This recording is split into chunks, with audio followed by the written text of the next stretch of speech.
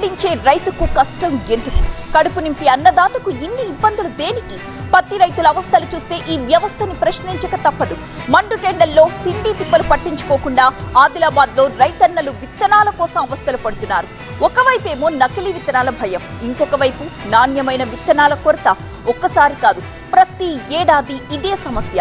దీనికి సంబంధించిన బ్రేకింగ్స్ ప్రస్తుతం మనం చూస్తున్నాం. రెండవ రోజు ఆదిలాబాద్ లో ప్రతి రైతులకు తప్పట్లేదు కష్టాలు.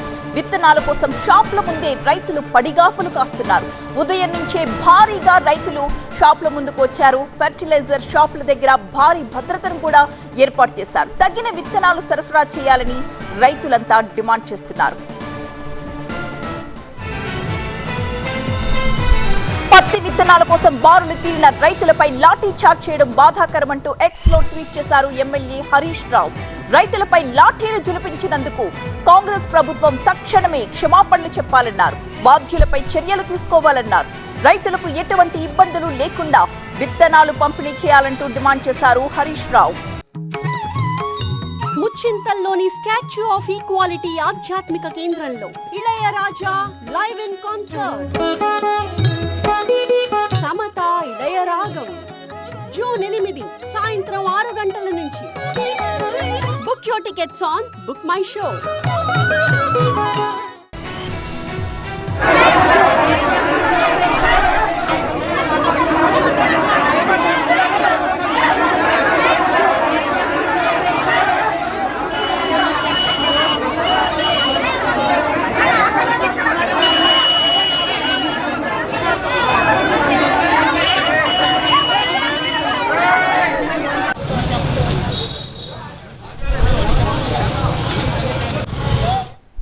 రెండో రోజు ఆదిలాబాద్ లో పత్తి రైతులకు కష్టాలు తప్పడం లేదు. ఉదయం నుంచే పత్తి విత్తనాల కోసం రైతులు ఫర్టిలైజర్ షాపుల దగ్గర పడిగాపులు కాస్తున్నారు. మరొక వైపు నిన్నటి ఘటనతో అలర్ట్ అయిన పోలీస్ శాఖ పంజాబ్ చౌక్, గాంధీ చౌక్ల దగ్గర భద్రత పెంచింది. నిన్న కూడా పత్తి విత్తనాల కోసం భారీగా తరలి వచ్చారు రైతులు. ఉదయం నుంచి మధ్యాహ్నం వరకు పంపిణీ చేసిన దుకాణదారులు మధ్యాహ్నం తరువాత స్టాక్ అయిపోయిందని చెప్పారు. క్యూ లైన్ లో ఉన్న రైతులు కోపంతో దుకాణాల్లోకి దూసుకు వెళ్లడానికి ట్రై చేశారు. పరిస్థితి అదుపు చేసేందుకు రైతులపై లాఠీ చార్జ్ చేశారు పోలీసులు.